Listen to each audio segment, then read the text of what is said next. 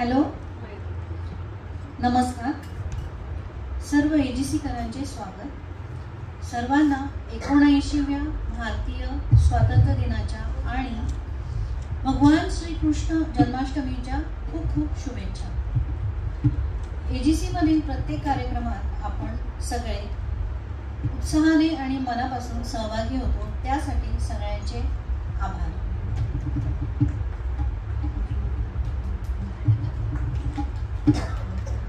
आपली cultural committee प्रत्येक कार्यक्रमामागे खूप खूप कष्ट घेत असते.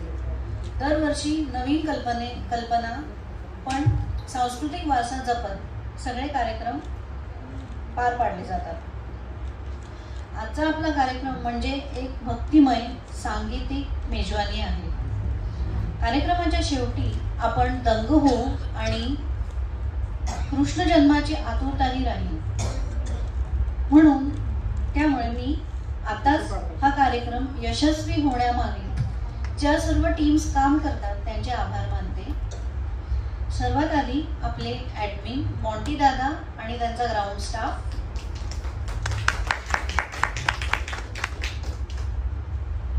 आजचा पाळणा जो आपण पाहतो आहे, इथे खूप सुंदर असा पाळणा आहे. तो आपल्या कल्चरल कमिटीला स्पॉन्सर केला आहे श्री व सौ अर्चना पेंढारकर यांनी, आणि तो खूप छान आणि सुबक असा शोधून आणलाय आपल्या मानसी मॅडमनी. आणि त्यासोबत सर्व कल्चरल कमिटी मेंबर्सचे आभार. त्यानंतर अपेक्स कमिटीचे सर्व मेंबर्स जे उत्तमोत्तम कार्यक्रम करण्याचे आम्हाला प्रोत्साहन देतात आणि वेळोवेळी सहकार्य करतात, त्यांच्यासाठी टाळ्या.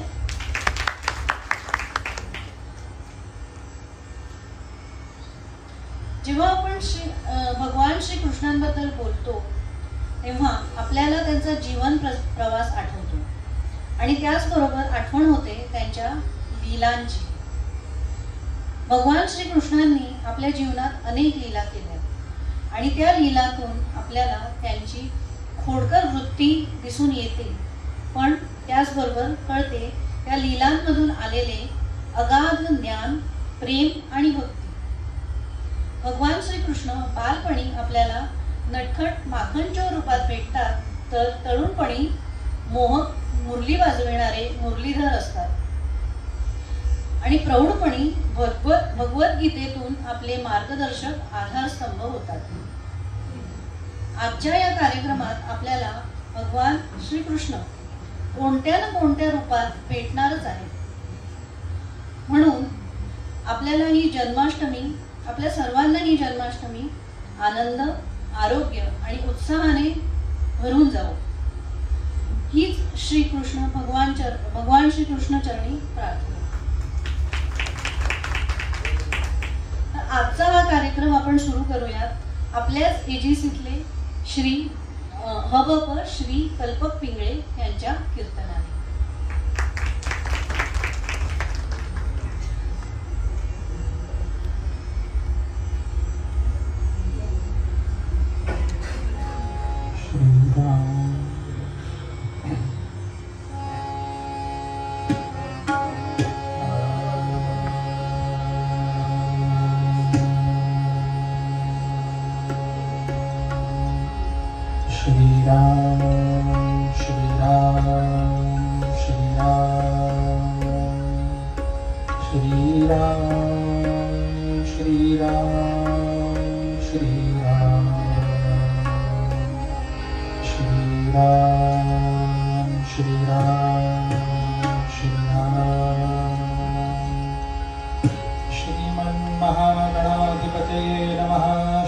सरस्वत्यै नमः.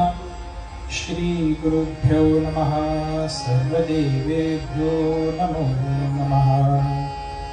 वक्रतुंड महाकाय सूर्यकोटि समप्रभ निर्विघ्नं कुरु मे देव शुभकार्येषु सर्वदा.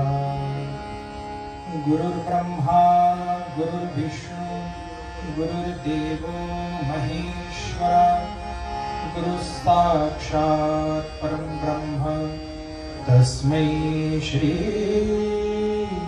गुरवे नमः।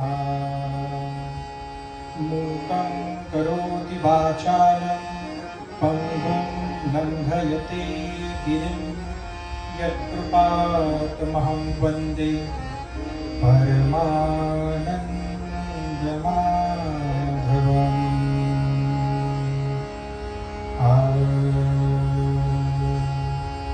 जय जय राम कृष्ण हरे राजा राम। जय जय राम कृष्ण हरे राजा राम।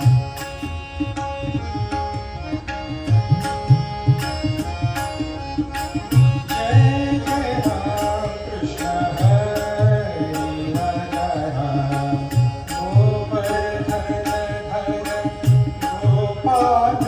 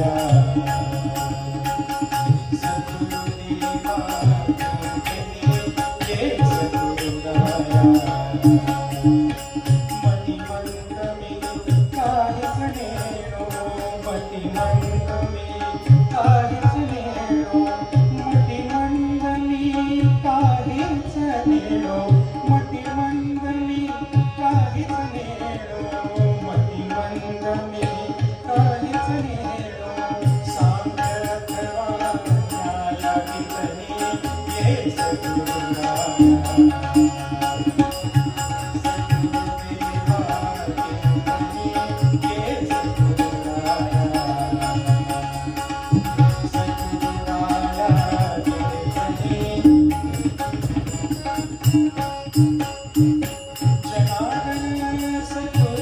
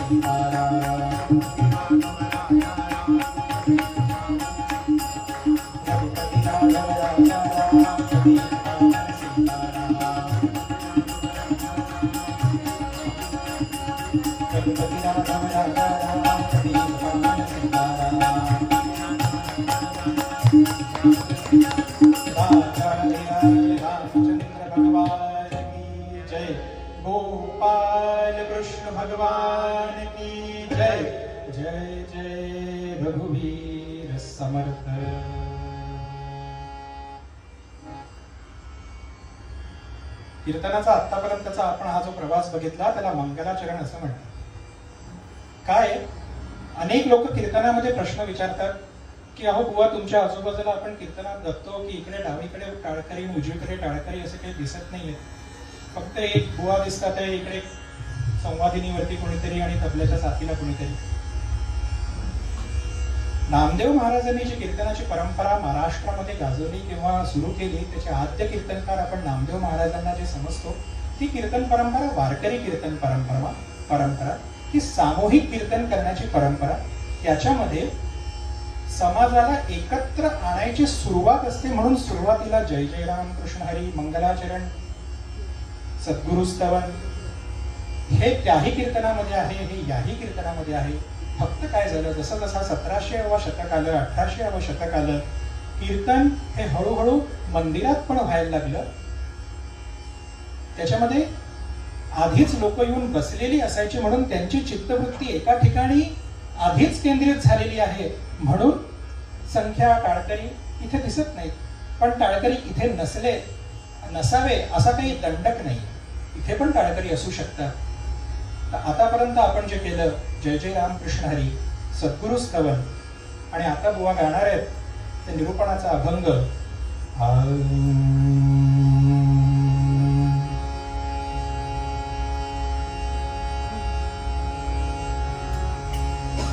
भावे राम कृष्ण बोलो, भावे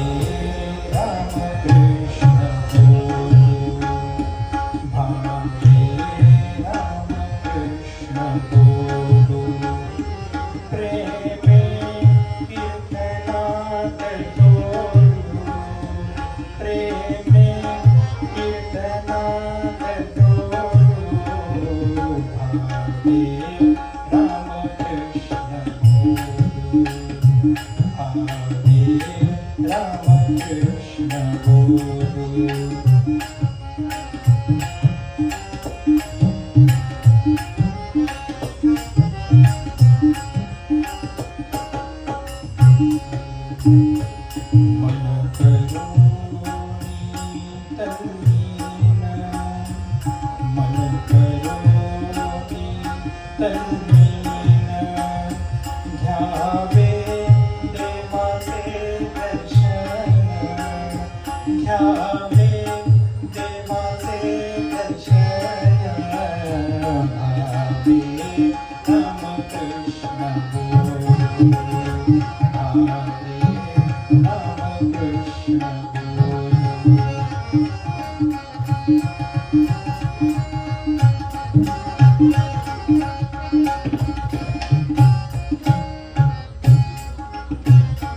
करुणामाचा गजर,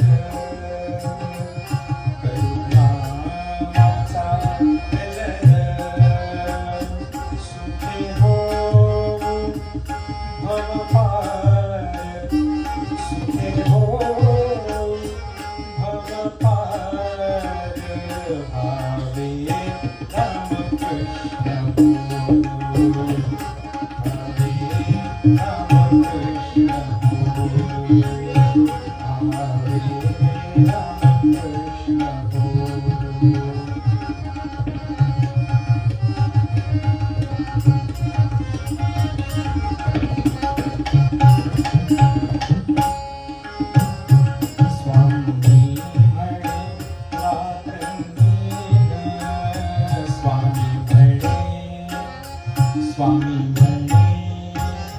स्वामी म्हणे रात्रंदिन, स्वामी म्हणे रात्रंदिन,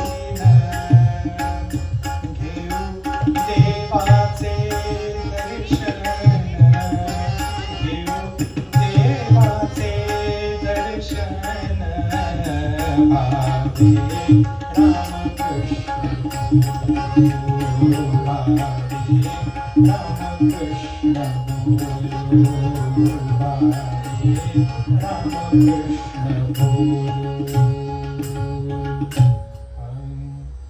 भावे रामकृष्ण बोलो, प्रेमे कीर्तनात डोलू, मन करोनी तल्लीन, घ्यावे देवाचे दर्शन, करुणामाचा गजर, हो सुखे भव पार, स्वामी म्हणे रात्रंदिन, घेऊ देवाचे दर्शन.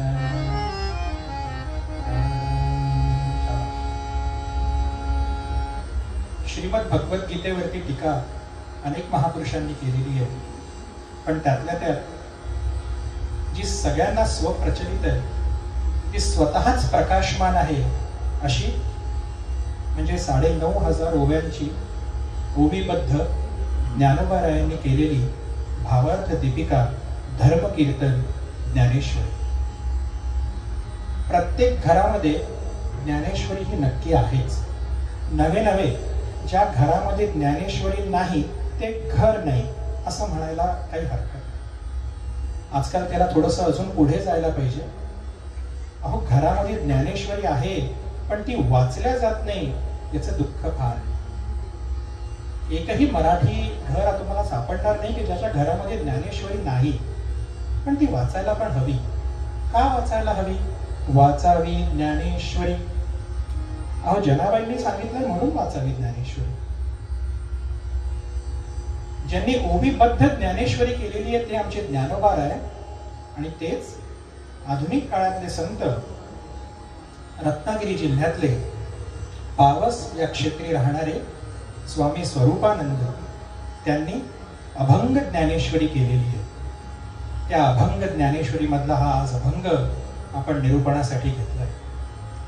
स्वामी काय सांगतायत? स्वामी सांगतायत, भावे रामकृष्ण बोलू, प्रेमे कीर्तनात डोलू. ज्या नवविधा भक्ती आपल्याला सांगितलेल्या आहेत, श्रवणम, कीर्तनम, विष्णू स्मरणम, पादसेवनम, अर्चनम, वंदनम, दास्यम, सख्यम, आत्मनिवेदनम. या ज्या 9 विधा भक्ती आपल्याला सांगितलेल्या आहेत त्याच्यामध्ये श्रवण आणि कीर्तन या क्रमांकाने पहिली आणि दुसरी भक्ती अशी आलेली आहे. त्याचं कारण पण स्वाभाविकच आहे. पहिले आपण भगवंताची कीर्ती ऐकतो आणि मग भगवंताची कीर्ती गातो. कीर्ती, भगवंताचं कीर्तीचं गायन इज इक्वल टू कीर्तन. आपण पहिले कीर्ती ऐकतो आणि मग गातो. परमार्थात पण तसंच आहे. बाळ जन्माला आल्या काही बोलायला लागत नाही. पहिले बाळ आपल्या आईचं ऐकतो, वडिलांचं ऐकतो, ते दोघं एकमेकांशी काय बोलतात ते ऐकतो, आणि नंतर मग बाळ हळूहळू शब्द फोडायला लागतो, बाळ बोलायला लागतं, आणि नंतर मग ते असं बोलतं की नंतर आई वडील ऐकतात, पांडुरंग हरी वासुदेव हरी. लग्नानंतर पण तेच आहे, बायको घरी आल्यानंतर पहिले ती काही दिवस ऐकते आणि नंतर मग ती पांडुरंग हरी वासुदेव. म्हणून भक्ती पण कशी आलेली आहे, श्रवणम कीर्तनम. पहिले श्रवण येतं, मग कीर्तन येतं. पण आपण चांगलं बोलावं असं आपल्या मुलांना आपल्याला वाटत असेल, आपल्या मुलांनी चांगलं बोलावं, तर त्याच्यासाठी पहिला दंडक काय? आपण चांगलं बोललं पाहिजे. आपण चांगलं बोललो, पुढची पिढी नक्कीच चांगलं बोलणार आहे. अरे राजा, काय माणूस आहेस तू, काय माणूस आहेस.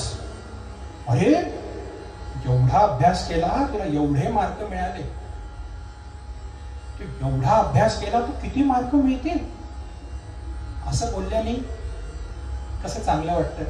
तेच काय माणूस आहे, अभ्यास केला, धुण्यावर रस्त्यावरती काय भांडे घासायचे, हे कशाला बोलायचं. आपण जे बोललो पुढे तो मुलगा म्हणणार आहे, हो घासणार आहे, काय करता. आपण जे बोललो तेच बाळ नंतर पुढे बोलणार आहे. म्हणून श्रवणम कीर्तनम. काय नामदेव महाराजांनी आपल्या सगळ्यांवरती एक दंडक घातलेला आहे. कसं बोलायचं त्याची एक नियमावली सांगितली आहे. कसं बोलू ऐसे बोल, बोलू ऐसे बोल,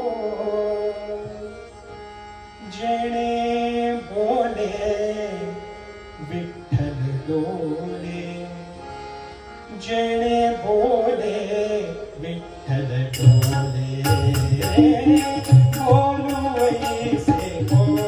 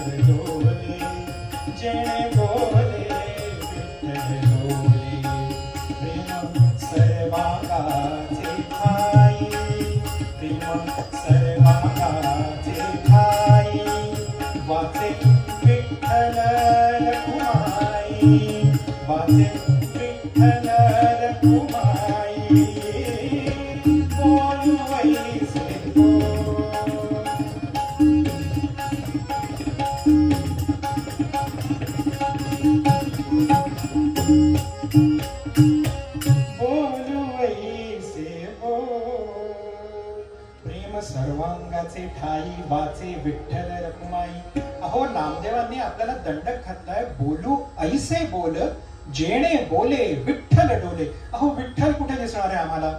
गेला होतात का तुम्ही वारीला? अहो नक्की गेलो होतो ना. दिसला का पांडुरंग? अरे काय म्हणता, अहो इतकी गर्दी, धक्काबुक्की. अहो ते पांडुरंगाचं दर्शन सोडा, अहो ते मुख दर्शन सोडा, अहो कळसाचंही दर्शन मिळालं नाही, इतकी धक्काबुक्की. हो कशाचा विठ्ठल काय, काही आम्हाला वारीत विठ्ठल दिसला नाही. याचं उत्तर काय सांगितलंय ज्ञानोबांनी? भगवद्गीतेमध्ये भगवंत सांगतात, ईश्वर सर्वभूतानां हृद्देशे अर्जुन तिष्ठती, जे जे भेटे भूत ते ते मानिती भगवंत. अहो जे जे सगळे माणसं आपल्याला दिसतात, प्राणी मात्र आपल्याला दिसतात, ते सगळेच विठ्ठल आहे. आपण आपली बोली अशी असायला पाहिजे की आपल्या बोलण्याने समोरच्यातला विठ्ठल नक्की डोलला पाहिजे. डोलेल का? अहो नक्की डोलेल. कसं आहे की आपण डोललो पाहिजे, आपण समोरचा व्यक्ती डोलेल असं आपण बोलू, पण त्याला ते समजलं पाहिजे ना. काय आहे, एका डॉक्टरनी, आमचे बरेच डॉक्टर मित्र आहेत, आम्ही गेलो, डॉक्टरला विचारलं की बाबा माझा एक अमुक मित्र आहे, बाबा बघा त्याला काहीतरी झालेलं आहे. डॉक्टर म्हणाले असं आहे का? बरं. त्यांनी काहीतरी तपासलं आणि काहीतरी सांगितलं की असं असं तुम्ही करा. ठीक आहे म्हणे. बरं. गेला तो डॉक्टर गेला, तो मनुष्य गेला. काय असतं ना, लोक कीर्तनामध्ये येतात आणि सांगतात की बुवा तुमच्या मागच्या वर्षीच्या कीर्तनाला आलो होतो बरं. ते म्हणतात की हो का, कसं काय? मी विचारलं कसं काय, मला आठवत नाही. अरे तुम्हाला आठवत नसेल, मला आठवतं ना. कसं काय भाऊ? हे बघा मागच्या वर्षी तुमची चप्पल. याला चोरी म्हणत नाही बरं, चुकूनही याला चोरी समजू नका. स्मरण स्मरण.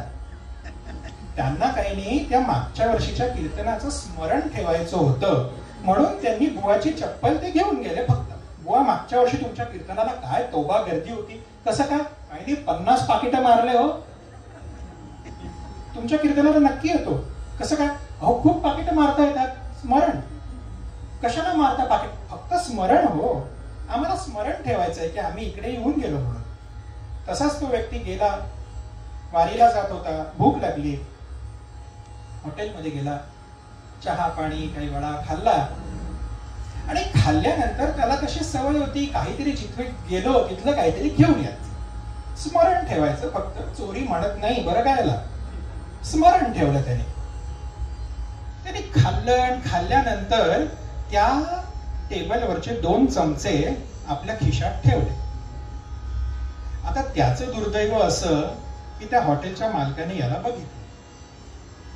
तर हॉटेलच्या मालकाने त्याला विचारलं, अहो तुम्ही चांगल्या घरचे दिसता, चांगले कपडे घातले आहेत, अहो वारीला जाताना दिसताय, तुमच्या कपाळावरती बुक्का आहे, गळ्यामध्ये टाळ आहे, चांगल्या घरचे दिसता, कपडे स्वच्छ आहे, आणि तुम्ही काय टेबलावरती चमचे उचलता? अहो मी नाही उचलले. अहो मग काय, मला दिसले ना आता तुम्ही उचललेले. अहो ते तुमचे काही चोरले नाही. अहो असं कसं म्हणता तुम्ही चोरले नाही? मी बघितलंय तुमचे चोरलेले आता तुम्ही माझ्या घरात हॉटेलमधले चमचे. अहो ते चोरले नाही आहेत. मग काय? तर तुम्ही डॉक्टरला विचारा म्हणे. पण आता माझ्या हॉटेलमधले माझे चमचे त्या डॉक्टरला कशाला विचारायचं? मी तू चमचे घेतले तर ते डॉक्टरला विचारा म्हणे. का बरं? काही नाही म्हणे, डॉक्टरने इथे लिहून दिलेलं आहे जेवणानंतर 2 चमचे घ्या. आता डॉक्टर बरेच चांगलं बोलला आहे, त्याच्यातला विठ्ठल नक्की डोलला आहे, पण याला हे कळलं पाहिजे ना की डॉक्टरांनी काय सांगितलं. म्हणून श्रवणम कीर्तनम. कीर्तन जरी चांगलं झालं, श्रोता कसा पाहिजे? नाथांनी दुसरं दंडक दिलेलं आहे.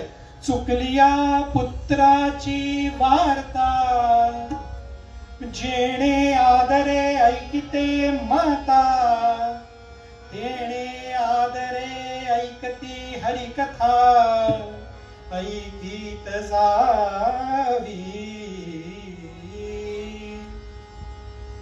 अहो आपलं बाळ, आपण पिकनिकला गेलो, छान नदी किनारा आहे, सगळेजण फोटो काढतात आहे, सेल्फी काढतात आहे, आणि तितक्यात आपलं 4-5 वर्षाचं मूल कुठेतरी बागडताना दिसेल असं झालंय. त्यावेळी त्या आईची जी अवस्था होते, त्या आईला असं वाटतं की कोणीतरी येऊन सांगावं, अगं तुझा मुलगा हरवलाय का? हो हो हो माझा मुलगा हरवलाय. कुठे? अगं तू बघितला का? नाही, तो तिकडे खेळताना दिसतोय. असं ऐकायची आतुरता जेवढी आईला होते. चुकलिया पुत्राची वार्ता, ऐके आदरे माता. तेवढी आतुरता हरिकथा ऐकताना समजा आपली झाली तर आपण चांगले श्रोते आहोत, तर आपल्याकडनं श्रवण भक्ती पण झालेली आहे असा त्याचा अर्थ घ्यायला काही हरकत नाही.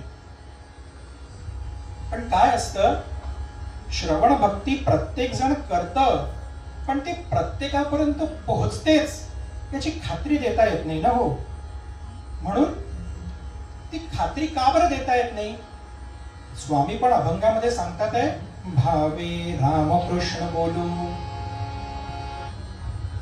रामकृष्ण बोला, भावाने बोला. लोक पण सांगतात आपल्याला, अहो काही नाही हो, फक्त भाव चांगला असला ना म्हणजे झालं. काही नाही, अनेक वेळा पळकुटेपणाचं हे लक्षण असते. लोक कीर्तनकारांनाच सांगतात, काही नाही हो, तिकडे नाही गेलं तरी चालतं, भाव पाहिजे फक्त. अहो भाव आपोआप कसा काय तयार होईल? आमचे अनेक डॉक्टर मित्र आहेत, आम्ही अनेक डॉक्टर मित्रांसोबत जातो. एकदा असंच आमचे डॉक्टर मित्र गेले होते, त्यांचे रूरल काहीतरी कॅम्प वगैरे लागतात, तर त्या कॅम्पमध्ये गेले होते. ते काहीतरी व्यसनमुक्ती आणि दारूबंदी याच्याबद्दल त्यांना काहीतरी बोलायचं होतं. छान कॅम्प लागला, ते बसले आणि ते दारूबंदी बद्दल बोलत होते. त्यांनी सांगितलं, एक काचेचा पेला घेतला त्याच्यामध्ये काहीतरी 2-4 मुंग्या आणि किडे ठेवले आणि वरून दारू ओतली. बिचारे किडे आणि मुंग्या मेल्या. त्यांनी सगळ्या समाजाला सांगितलं, बघा हो, दारू वाईट आहे, व्यसन वाईट आहे, किड्या आणि मुंग्या पण मरतात, व्यसन सोडा. ठीक आहे म्हणे. असं झालं. तो सगळा कार्यक्रम संपला. माझा मित्र मला म्हणाला की मला थोडंसं काम आहे, मी तिकडे थोडंसं जाऊन येतो, तू जरा इथे थांब, माझी वाट बघ. मी म्हटलं बरं. मी तिथे वाट बघत होतो आणि तिकडे त्या कार्यक्रमात संपूर्ण 5-6 मुलं चर्चा करत होते, चला चला, आणि ते चर्चा करत होते की आज कुठली दारू प्यायची. आता काय आहे, कीर्तनकार म्हटलं ना की सगळीकडे लक्ष ठेवावं लागतं. ते काय करतात काय नाही करत. मी पण आपलं काही काम नसताना त्यांच्या मागे मागे अरे काय बोलतात ते. आत्ता तर एवढा मोठा कार्यक्रम झाला आणि हे लगेच दारू प्यायची भाषा करतात. नाही नाही चला दारू प्या. नाही नाही तिथे चांगली मिळते. छे, तिथली नाही, तिकडची चांगली मिळते. म्हणे का, कसं काय. तेवढ्यात त्यांचा एक 7वा मित्र तिथे आला आणि तो म्हणाला, अरे मी ते शेतामध्ये अडकलो होतो, मी ते कार्यक्रम ऐकला नाही. काय झालं रे कार्यक्रमात. अरे काय सुंदर सांगितलं डॉक्टर साहेबांनी, काय सुंदर सांगितलं. चल बरं तू पण आमच्यासोबत चल, आम्ही सगळेजण दारू प्यायला चाललोय. आणि कार्यक्रम कशाबद्दल होता. अरे दारूबंदीबद्दल कार्यक्रम होता. आणि मग तू दारू प्यायला कशाला चालतो. अरे डॉक्टर साहेबांनी अगदी व्यवस्थित समजावून सांगितलं आम्हाला. काय समजावून सांगितलं. डॉक्टर साहेबांनी सांगितलं की दारू पिल्याने पोटातले किडे मरून जातात, पोट स्वच्छ होतं. मुद्दा काय होता. मुद्दा दारू बंदीचा होता, मुद्दा व्यसन मुक्तीचा होता. सांगणारा कोण होता. सांगणारा पण तज्ञ होता. श्रोते वेगवेगळे होते. प्रत्येकाचा भाव वेगवेगळा होता. प्रत्येकाचा भाव वेगवेगळा का असतो. भगवंत सांगतात सत्व रजस्तम इति गुणा प्रकृती संभवाः निबंधन्ति महाबाहो देहे देहीन वाप्ययम्. ज्ञानोबा माऊलींचं याच्यावरतीचं भाषांतर तुम्ही ऐका. 14वा अध्यायात ज्ञानेश्वर माऊली सांगतात ही प्रकृती सगळी जी आहे ना, ही 3 गुणांनी बांधलेली आहे. सत्व रज तम. प्रत्येकामध्ये हे 3 गुण आहेच. कोणीही असा व्यक्ती नाही की ज्याच्यामध्ये 1 गुण आहे आणि बाकीचे 2 नाहीत, किंवा 2च आहेत आणि 3 नाही. प्रत्येकामध्ये हे 3 गुण बांधलेले आहेत. सत्व रज आणि तम.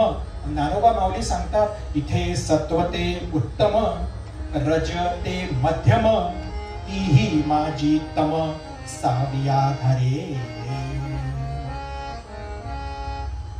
सत्व गुणाचं प्राबल्य जास्ती असलं की माणूस चांगला वागतो. आपण अनेक वेळा म्हणतो तसा चांगला होतो लग्नाआधी. काही नाही, सत्वगुणाचं प्राबल्य तेव्हा जास्त होतं. नंतर मग रजोगुणाचं प्राबल्य वाढलं की माणसाला सतत सतत काहीतरी कामनायुक्त, फलयुक्त, आसक्तियुक्त काम करण्याची इच्छा होते. काहीतरी मला मिळालं पाहिजे, मला धन मिळालं पाहिजे, मला काहीतरी जास्ती वाढीव मिळालं पाहिजे. हे लोक पुढे मंत्री होतात.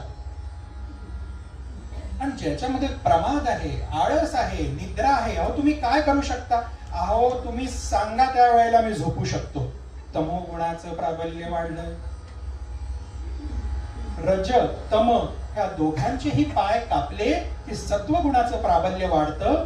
तो भाव आपला आपोआप तयार होतो. तो भाव कसा तयार होईल. स्वामी पूर्वपदाच्या अभंगामध्ये सांगतात करू नामाचा गजर, सुखे हो भवपार. नामाचा गजर केल्यानेच तुमची सत्वशीलता वाढणार आहे, तुमचं प्राबल्य वाढणार आहे, तुमचा भाव हा जो योग्य आहे तो तयार होणार आहे. काय ना बुवा, तुम्हाला ना घरी जेवायला बोलवायची खूप इच्छा आहे, मनापासून इच्छा आहे. माझा भाव येतो की तुम्ही एकदा आमच्या घरी जेवायला याच. कधी येऊ मग. नाही नाही नाही, भाव आहे माझा तो. नाही तर याचा बोका घरी जेवायला. फक्त भाव. अशा भावाला काय अर्थ. भावासोबत जेव्हा कृती असते तेव्हाच त्या भावाला अर्थ असतो. म्हणून स्वामी आग्रहाने सांगतात करू नामाचा गजर. परत किती वेळा करायचा. समर्थ पण सांगतात, मदे मत्सरे सांडेला स्वार्थ बुद्धी, प्रपंचीक नाही जया ते उपाधी. पुढे काय, सदा बोलणे नम्र वाचा सुवाचा. कसं बोलायचं? नम्र बोलायचं. नम्र कसं बोलायचं? स्वच्छ बोलायचं, साधं नम्र बोलायचं. पण किती वेळा नम्र बोलायचं? सदा बोलायचं. सदा बोलणे नम्र वाचा सुवाचा. एक जोडपं लग्न झालं, आमच्या आजीकडे दर्शनाला आलं, आमच्या आजीच्या पाया पडलं. आमची आजी म्हणाली, अगं तुमच्या दोघांचं भांडण झालं ना की पाणी प्यायचं, फक्त एक ग्लासभर भांडण मिटतं. त्या मुलीला वाटलं की वाह, आजी एक्सपिरियन्स्ड आहे. काय एक्सपिरियन्स्ड बाईने आपल्याला सल्ला दिलाय, आपला संसार एकदम सुखाचा होईल नक्की. बर, एका महिन्यात ते जोडपं वापस आजीकडे आलं. म्हणे, आजी किती दिवस पाणी प्यायचं ते सांगा म्हणे फक्त. सदा बोलणे नम्र वाचा सुवाचा. गोंदवलेकर महाराज देखील आपल्याला सांगतात, नाम सदा बोलावे, नाम सदा बोलावे, घ्यावे द्यावे जनासी सांगावे. फक्त नाम बोलू नका, ते घ्या द्या, प्रत्येकाला आग्रहाने सांगा. काग केली होती का तू ती भाजी? नवे नवे. काग तू रामकृष्ण हरी म्हटलं का आजचा तो पाढा? काग आजचं विष्णू सहस्त्रनामाचं आवर्तन झालं का? नाम सदा बोलावे, घ्यावे द्यावे जनासी सांगावे. सुबोध हा गुरूंचा, सुबोध हा गुरूंचा.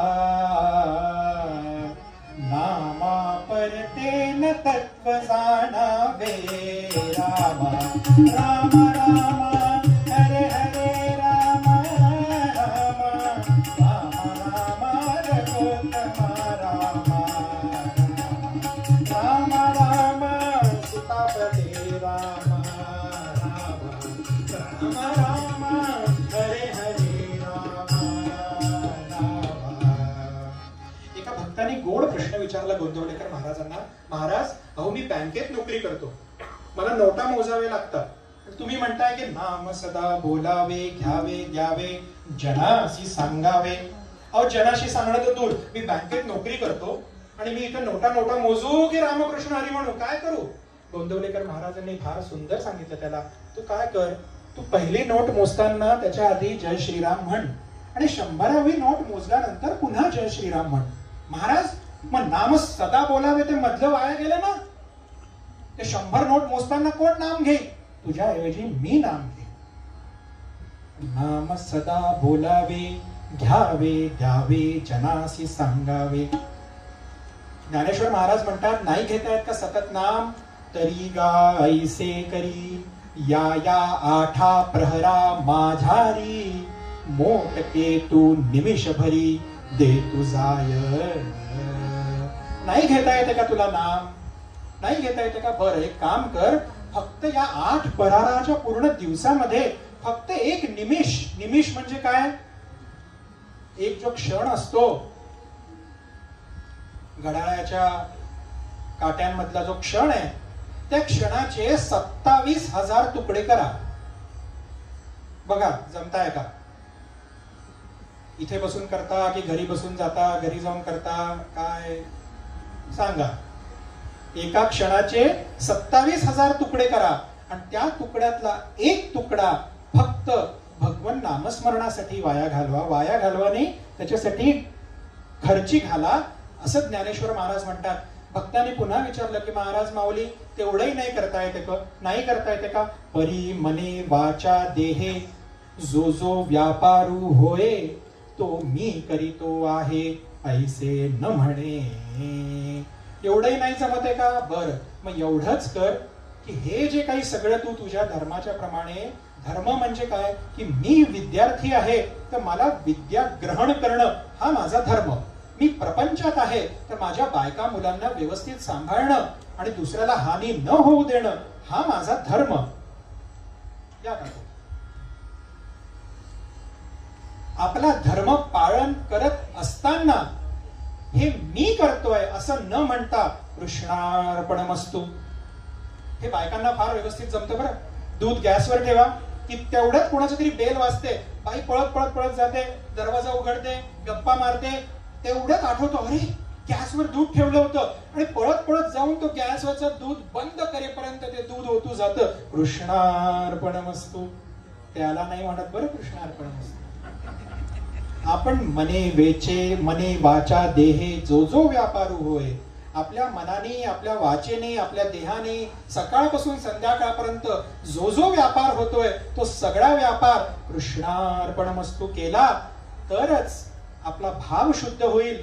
म्हणून पूर्वपदाच्या अभंगामध्ये जसं स्वामी सांगतात, भावे रामकृष्ण बोलू, भावे रामकृष्ण बोलू, भावे रामकृष्ण बोलू. क्या हार बुकला क्या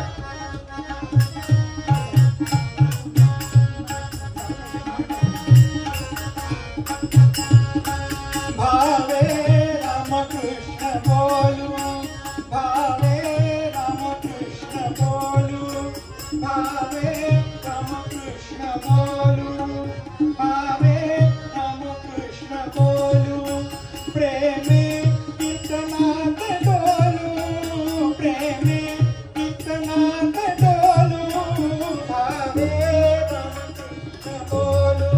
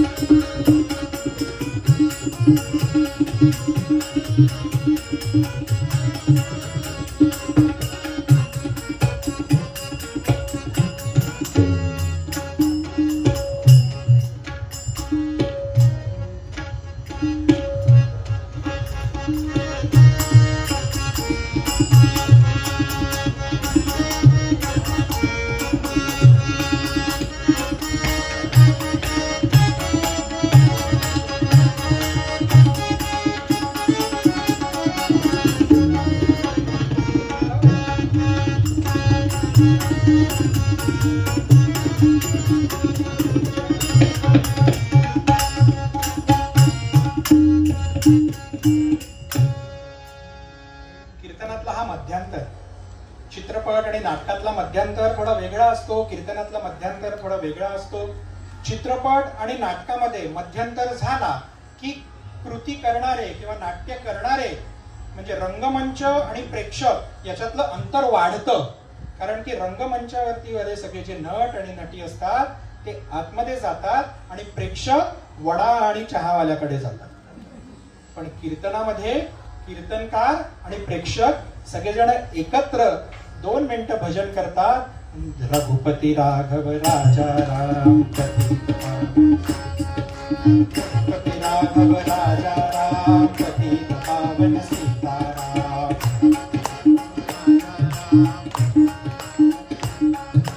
रघुपती राघव राजा राम, पतित पावन सीताराम.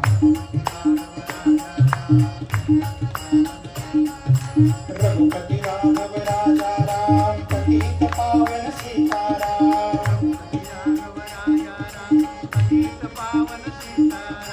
रघुपती राघव राजा राम, पतित पावन सीताराम. रघुपती राघव राजा राम, पतित पावन सीताराम. राजाधिराज रामचंद्र भगवान की जय. माझ्या मागे सगळ्यांनी म्हणा हरे राम हरे राम, राम राम हरे हरे, हरे कृष्ण कृष्ण कृष्ण हरे हरे. जय जयकार सगळ्यांनी एकत्र. गोपाल कृष्ण भगवान की.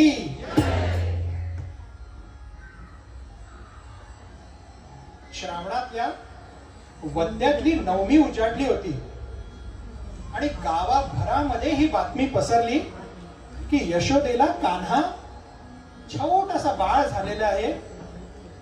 काही दिवसांनंतर त्याच्यावरती इतकी संकट आली. पुतना मावशीचं आक्रमण झालं, अनेक राक्षस आली त्याला मारायला. पण प्रत्येक संकटाला एकदम व्यवस्थित तोंड देऊन हे बाळ प्रत्येक वेळी हसतमुख बाहेर निघत होतं. प्रत्येकाला त्या बाळाचं कौतुक वाटत होतं. काही दिवसांनंतर कृष्णाचं बारसं झालं आणि बारसं झाल्यानंतर प्रत्येक जण म्हणायला लागलं की काय नाव ठेवलं ग, काय नाव ठेवलं? कृष्ण. कृष्ण म्हणजे काय? काळा आहे म्हणून का? आकर्षती ती कृष्ण हा. अगं तो आम्हाला आकर्षण करतो, त्याचं आकर्षण आम्हाला आहे. म्हणून आम्ही काय म्हणायचं? हरी म्हणा कोणी, गोविंद म्हणा कोणी, गोपाळ म्हणा हरी नारायणा.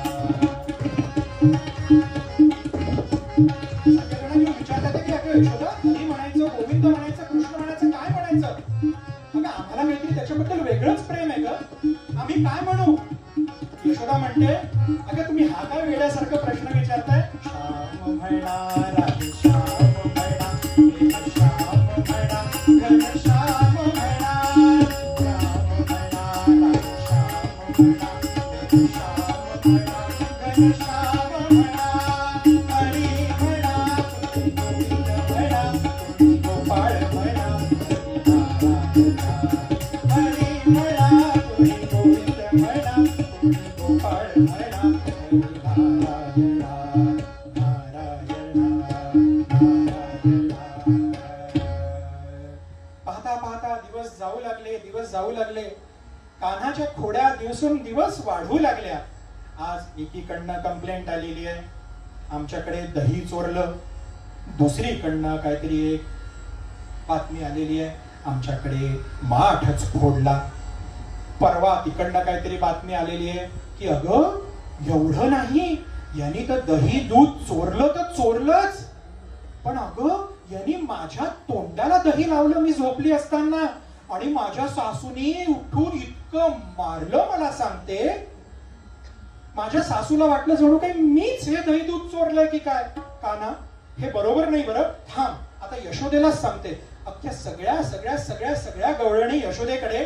यशोदा अगं तुझ्या कान्हाला काहीतरी आवड, काहीतरी तर त्याला सांग. यशोदा म्हणते कान्हा दिवसेंदिवस रोज खोड्या वाढत चालल्या आहेत बरं, हे काही बरं नव्हे. आपलं काम काय आहे? आपले वडील काय करतात? नंदराजा आहेत, इथल्या सगळ्या वस्तीवरती त्यांचा अधिकार आहे. तू हे असं करणार? कान्हा नव्हे, हे बिलकुल अजिबात मान्य नाही. आता काय करायचं? आता पितांबर नेसायची, कमरेवरती शेला बांधायचा, त्याच्यात बासुरी खोपायची आणि कांबडं घ्यायचं, काठी घ्यायची आणि गायी चारायला उद्यापासून जायचं. कान्हाने आनंदाने स्वीकारलं. कान्हाला तेच तर पाहिजे होतं. सगळ्या सवंगड्यांसोबत बासरी वाजवत गायींना चारत दिवस कसा जाई काही कळेना. कान्हा सगळ्या गायींचं चारणं झालं की गायी तिकडे रवंथ करायला बसायच्या. सगळे कान्हा आणि आपले सगळे गोपाळ मंडळी तिकडे खेळ खेळायचे. मुष्टियुद्ध, कुस्ती, पकडापकडी, विटी दांडू, अनेक खेळ कान्हाने फक्त स्वतःची तब्येत तयार नाही केली, तर इतर आपल्या सगळ्या गोप बालकांची पण तब्येत तयार केली. आपल्याला कान्हाच्या चरित्रावरनं, कृष्णाच्या चरित्रावरनं हे घ्यायचंय की कान्हा राजाचा मुलगा होता. पाहिजे तर स्वतः एकत्र घरी बसून व्हिडिओ गेम खेळू शकला असता. कान्हाने नाही केलं. स्वतः पण मैदानी खेळ खेळला, मित्रांना पण मैदानी खेळ खेळायला लावले, स्वतः पण तब्येत चांगली केली आणि मित्रांकडे विचारलं, का रे तुम्ही कोण आहात? आम्ही गवळ्याची मुलं. गवळ्याची मुलं ना? मी पण गवळ्याचा मुलगा आहे. माझ्याकडे बघा आणि तुमच्याकडे बघा. मी बघ, मी कसा एकदम हट्टा कट्टा डबल हट्टी आणि तुम्ही असे कसे सिंगल सिंग? कसं काय चालतं?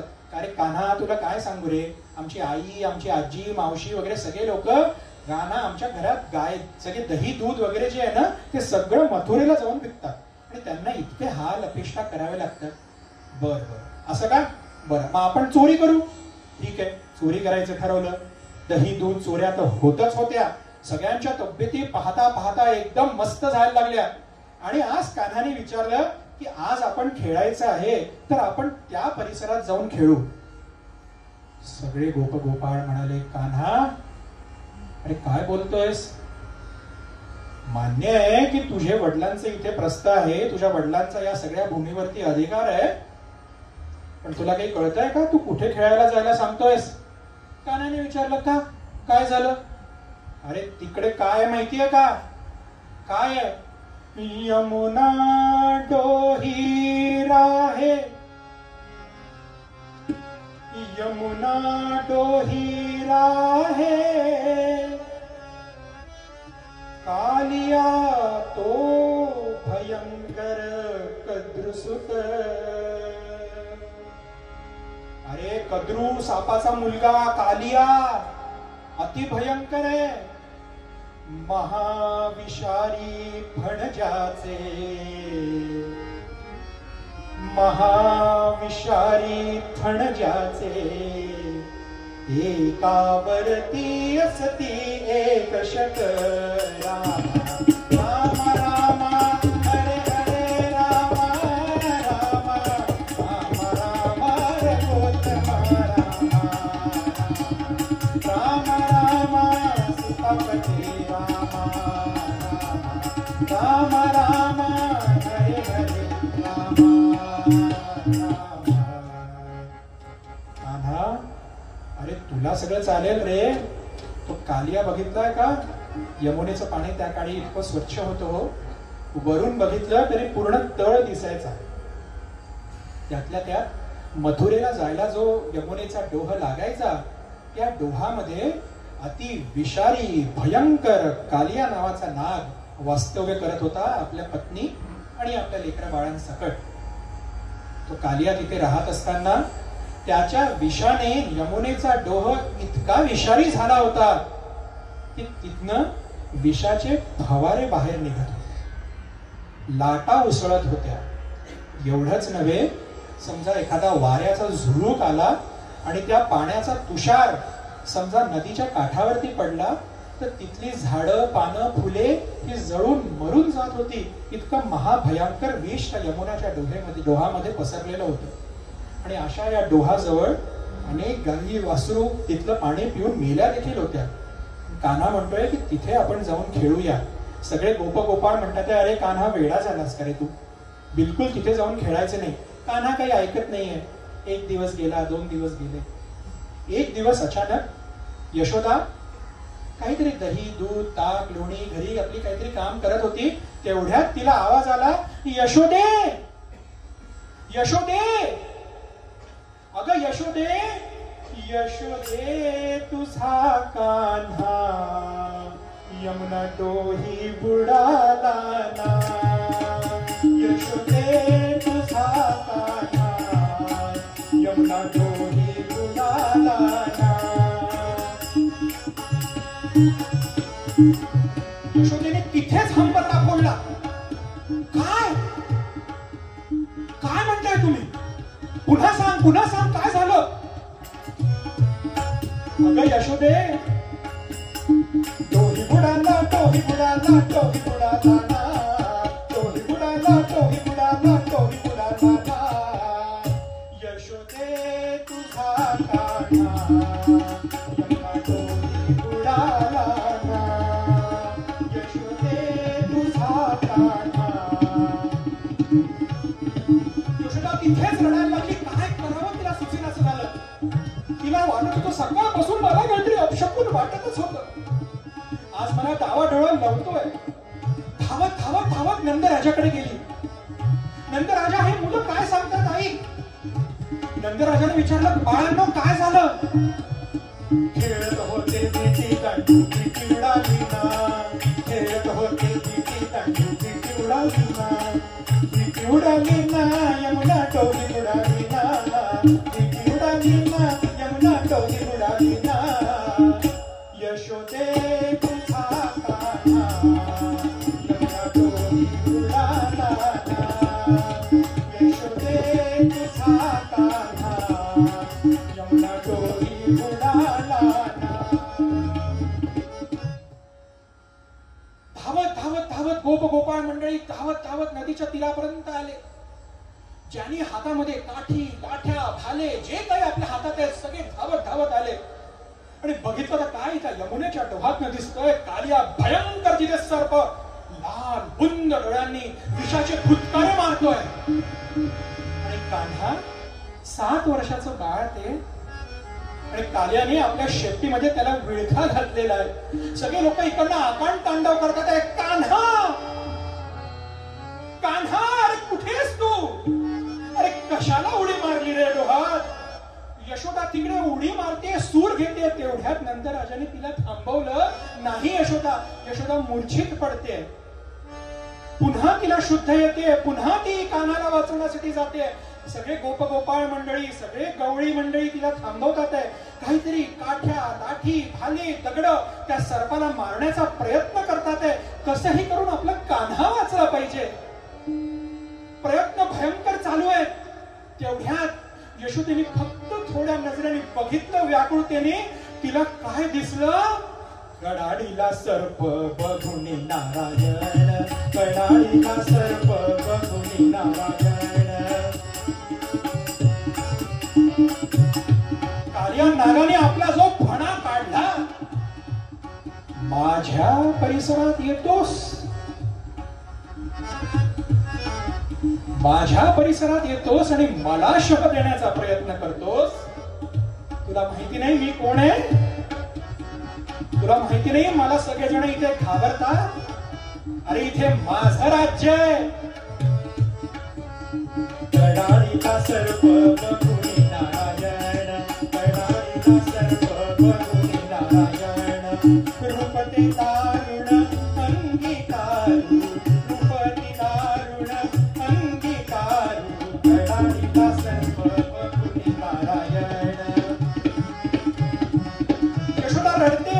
यशोदा चिंता करते की माझा कान्हा कुठे आहे? कान्हा कशाला उडी मारली तू? चिंतिती यशोदा. चिंतिती यशोदा बघून नारायण. चिंतिती यशोदा बाळ माझा कान्हा. चिंतिती यशोदा बाळ माझा कान्हा. पाहुणी विळखा केशवासी. पाहुणी विळखा केशवासी. कडाडीला सर्प बघून नारायण.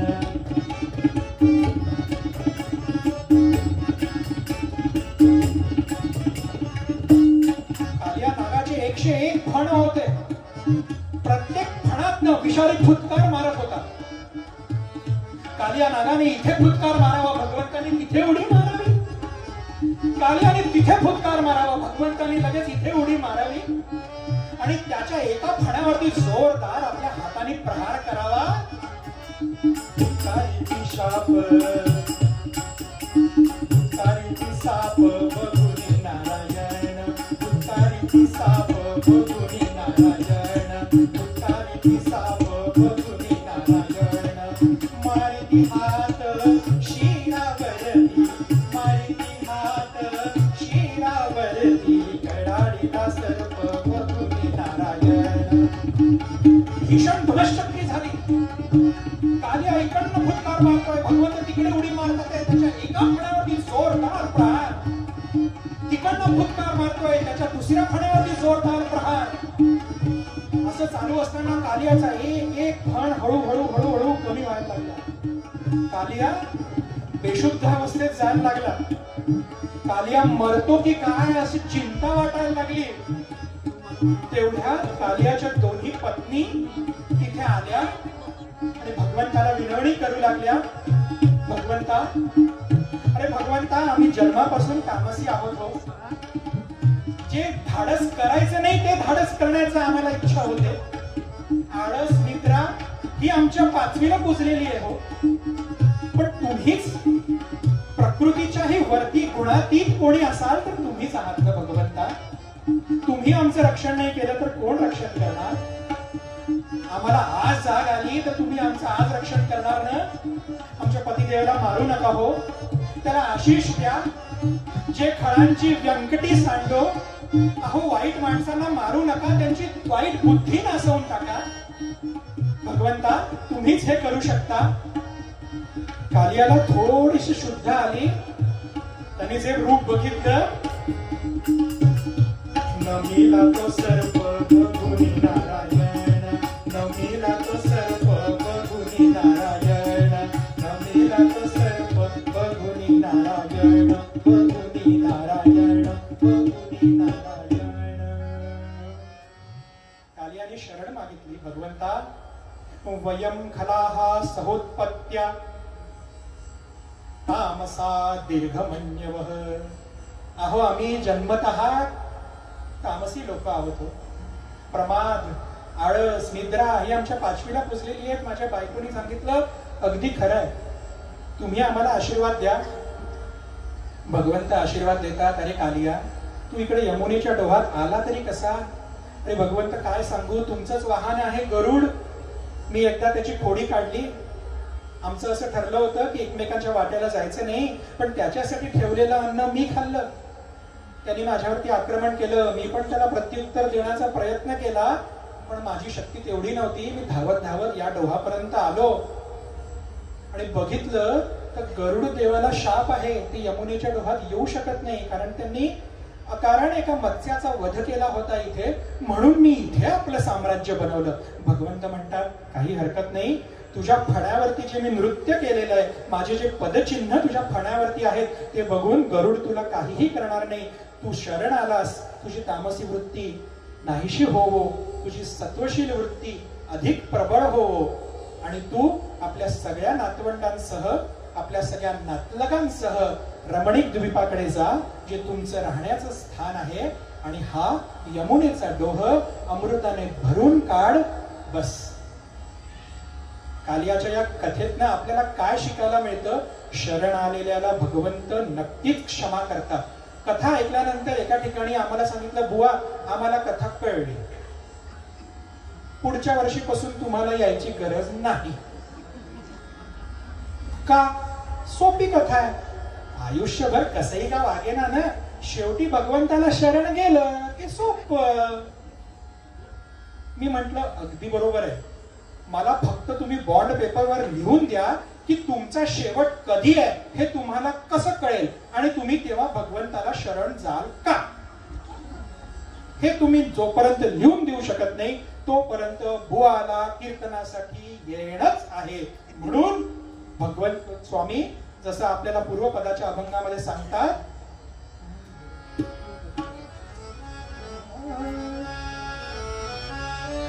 भावे रम कृष्ण बोलू, भावे रम कृष्ण बोलू, भावे रम कृष्ण बोलू,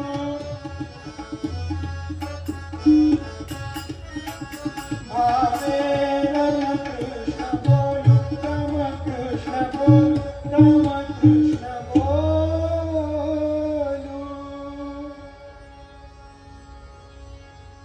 कीर्तनातली सेवा गोपाळ कृष्णाच्या चरणी अर्पण.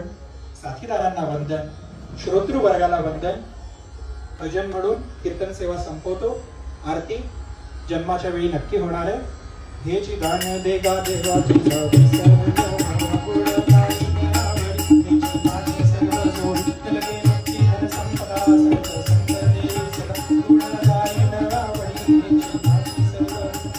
आणि गर्भवासी सुखे लागे माझी गुणगाई नवरी हेची माझी सर्व सोयी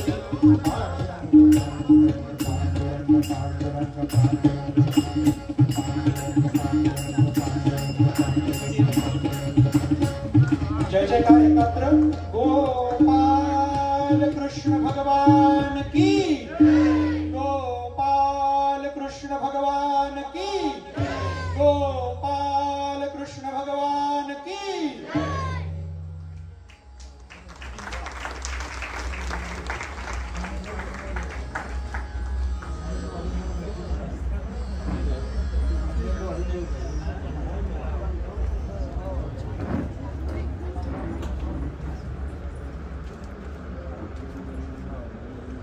सुंदर अशा कीर्तनाने आजची प्रोग्राम झालेला आहे। तर आपले ह.भ.प. श्री खलपक पिंगळे हे यांचे गुरु आहेत ह.भ.प. चारुदत्त बुवा आपळे व ह.भ.प. मोहन बुवा आपळे, आणि त्यांची साथ केली आहे संवाद युनिवर श्री अमोल मोरे हे संगीत अलंकार आहेत, आणि त्यांचे गुरु पंडित यादवराज फळ यांचे ते शिष्य आहेत। आणि तबलावर साथ केली आहे श्री विशाल मोरे हे तबला अलंकार आहेत, आणि त्यांचे गुरु आहेत पंडित अशोक मोरे। थँक्यू। मला खरोखर कल्पकचं प्रचंड कौतुक, कुतूहल आणि आश्चर्य देखील वाटतं। आज तो बुवांच्या भूमिकेत आहे, त्यामुळे म्हणजे एकीकडे तो IT प्रोफेशनल आहे आणि एक कीर्तन, या दोन एवढा विरोधाभास तो कसा काय एकत्र त्याची सांगड घालतो हे खरोखर म्हणजे अविस्मरणीय आहे। तर आपलं खरोखर भाग्य आहे की माननीय चारुदत्त आपले बुवांकडे शिकलेला एक तरुण मुलगा आपल्या इथे गार्डन सिटीमध्ये राहतो, म्हणून खरोखर आपल्याला प्रचंड कौतुक कल्पकचं आहे।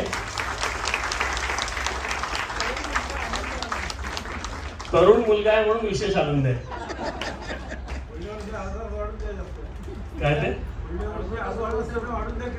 हो हरकत नाही, त्यांनी जेवढा वेळ मागितला तेवढा आपण त्याला दिलेला आहे। पुढच्या वर्षी सगळ्यांना विनंती आहे की तो तरुण मुलगा आहे, त्यामुळे सर्वांनी आपल्या तरुण मुला मुलींना इथे यायला घेऊन यायला पाहिजे।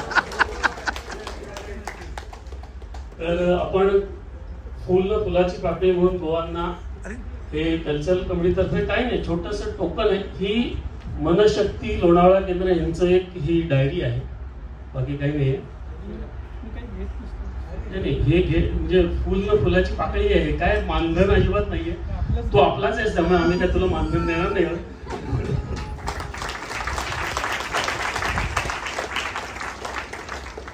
धन्यवाद धन्यवाद। तर आता पुढचा कार्यक्रम होईल, साधारण 10 मिनिटं आपण एक 5-10 मिनिटं सेटअपला घेऊ, आणि त्यानंतर कृष्ण जन्म आज आहे अर्थात, त्यामुळे कृष्णावरची गाणी आपल्या गार्डन सिटी मधलेच कलाकार सादर करणार आहेत। पुढच्या 5-10 मिनिटातच आपण पुढच्या कार्यक्रमाला सुरुवात करूया। पुन्हा एकदा कल्पकचे आणि सगळ्या साथीदारांचे मनपूर्वक आभार। धन्यवाद।